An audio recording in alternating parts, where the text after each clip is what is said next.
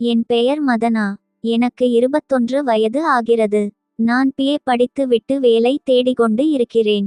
என் அம்மா எனக்கு 6 வயதாகும்போதே இறந்து விட்டார்கள். என் பெற்றோருக்கு நான் ஒரே மகள். எனக்கு எல்லாமே என் அப்பதான். என்னை தாயாகவும் தந்தையாகவும் இருந்து வளர்த்தார். எனக்காகவே என் அப்பா மறுமணம் செய்து கொள்ளவில்லை. என் அம்மா இறந்த பிறகு எங்கள் வீட்டிற்கு உறவினர்கள் யாரும் வருவதில்லை. எனக்கு விபரம் தெரிந்த பிறகு என் அப்பா எனக்காக செய்த தியாகத்தை நினைத்து சில நேரங்களில் அழுவேன். எனக்கு அம்மா இல்லாத வருத்தம் தெரியாமல் என்னை வளர்த்தார். என் அப்பா பெயர் மேகநாதன். வயது 45. பெயருக்கு ஏற்றாற்போல் இருந்தார். என் அப்பா ஒரு தனியார் கம்பெனியில் வேலை பார்க்கிறார். சொந்த வீடு. வேலைக்கு தவறாமல் சென்று விடுவார். சரி, இந்த கதைக்கு போகிறது முன்னாள் நமது சேனலுக்கு சப்ஸ்கிரைப் பண்ணுங்க. வாங்க கதைக்கு போவோம். என் அப்பா. நான் ஒரே மகள் என்பதால் நான் கேட்டதெல்லாம் வாங்கி கொடுத்து விடுவார். நான் விதவிதமாக ட்ரெஸ் செய்து கொள்வேன். என்னை தோட்ட வேலை செய்ய சொல்லுவார்கள். நான் வீட்டுக்கு வந்து என் அப்பாவிடம் அவர்கள் சொன்னதை அப்படியே சொல்லி அழுவேன். அவர் என்னை சமாதானம் செய்து ஆறுதல் சொல்வார். பசங்க என்றால் அப்படித்தான் இருப்பார்கள். அதை பற்றியெல்லாம் கவலைப்படக்கூடாது என்பார்.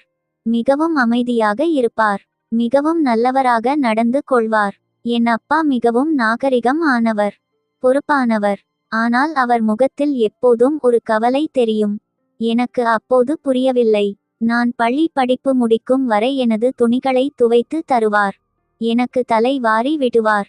நன்றாக சமைப்பார். எனக்கு உடம்பு சரியில்லை என்றால் உடனே மருந்து பார்த்து நோய் தீரும் வரை பார்த்து கொள்வார். காலேஜ் போன பிறகுதான் நானே என் வேலைகளை செய்ய ஆரம்பித்தேன். இப்போது சமைக்கவும் ஆரம்பித்துவிட்டேன். நான் என் அப்பா வேலைக்கு போனவுடன் வீட்டு வேலைகளை முடித்து விட்டு நாவல்களை படிப்பதை பொழுதுபோக்காக கொண்டிருந்தேன்.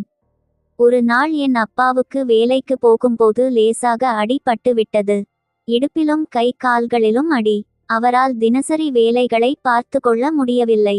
வேலைக்கு சிக் லீவ் போட்டுவிட்டு வீட்டில் ஓய்வு எடுத்தார்.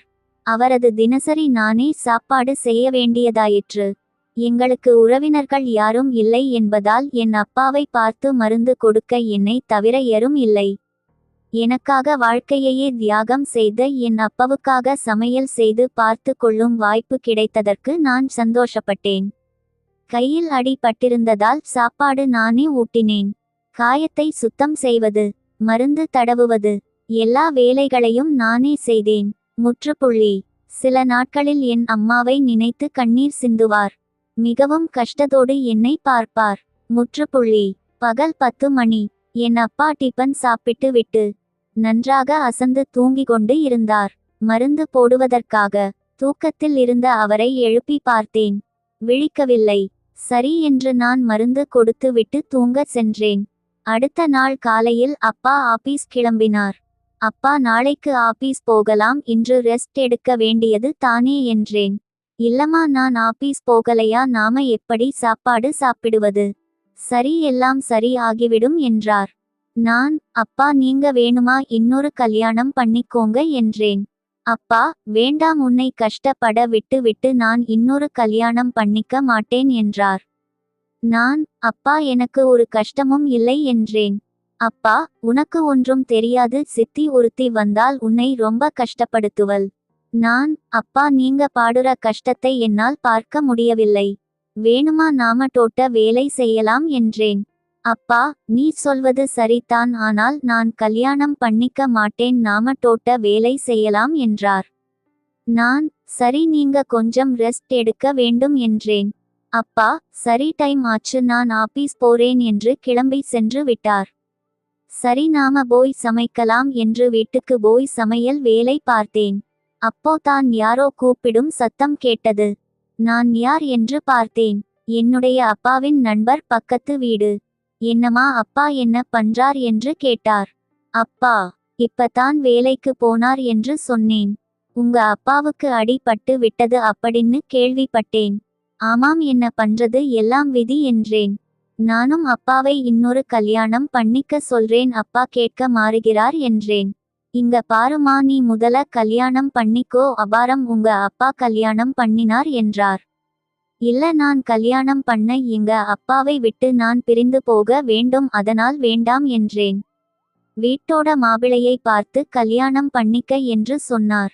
அப்பா தான் நீ உங்க அப்பா கூட தோட்ட வேலை செய்ய முடியும் என்று சொன்னார். என்ன சொல்றீங்க என்றேன். அதாவது உன்னோட அம்மா இறந்து 20 வருடம் ஆகுது, உங்க அப்பாவும் இதுவரை தோட்ட வேலை செய்யல. அதான் அவர் ரொம்ப மன கஷ்டத்தில் இருக்கார். சரி, நான் வரேன், நாளைக்கு பார்க்கலாம் என்று அவர் வீட்டுக்கு போயிட்டார். நானும் கொஞ்ச நேரம் தூங்கினேன்.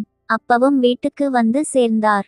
வாங்க அப்பா, என்ன ரொம்ப சோகமா இருக்கீங்க என்று கேட்டேன். அது ஒன்னும் இல்லைம்மா, வேலை ரொம்ப அதிகம் அதான் என்றார். எனக்கும் தெரியும் அப்பா. என்ன உனக்கு தெரியும்?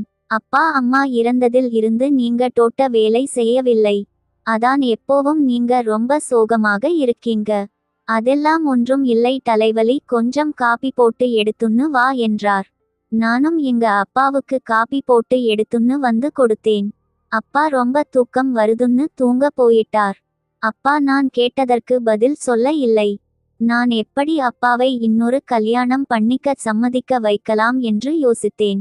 சரி, நாளை பேசிக் கொள்ளலாம் என்று நானும் சென்று தூங்கிவிட்டேன். அடுத்த நாள் காலையில் நான் லேட்டா எழுந்தேன். அப்பா வேலைக்கு போய் இருந்தார். நான் அப்பாவுடைய நண்பரை கூப்பிட்டேன். இங்க பாருங்க, நாம அப்பா வரும் போது தோட்ட வேலை செய்வோம். அப்பவும் சரி என்று 2வது கல்யாணம் பண்ணிக்க சம்மதம் சொல்வார் என்றேன். அப்பவும் வீட்டுக்கு வந்தார். அங்கு நான் தோட்ட வேலை செய்து கொண்டு இருந்தேன். அப்பா என்னடா நண்பா நீ தோட்ட வேலை செய்யுற என்று அப்பா அவர் நண்பனை பார்த்து ரொம்ப கோபப்பட்டார்.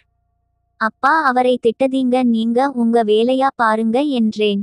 அப்பவும் எதுவும் பேசாமல் தூங்கி விட்டார். அப்புறமா நான் கொஞ்சம் சாப்பாடு எடுத்துன்னு போய் அப்பாவை சாப்பிட சொன்னேன். அப்பா என் கிட்ட பேசவே இல்லை. நான் அப்பா நீங்க தான் 2வது கல்யாணம் பண்ணிக்க சொன்ன வேண்டாம் அப்படின்னு சொல்லிட்டீங்க. அதுக்காக நீ தோட்ட வேலை செய்வா? இல்லை அப்பா. சரி, நாம் தோட்ட வேலை செய்தால் என்ன என்று தோட்ட வேலை செய்தோம். அப்பா இனிமே நீங்க இன்னொரு கல்யாணம் பண்ண வேண்டாம் என்று சொன்னேன். அப்பா ரொம்ப சந்தோஷப்பட்டார்.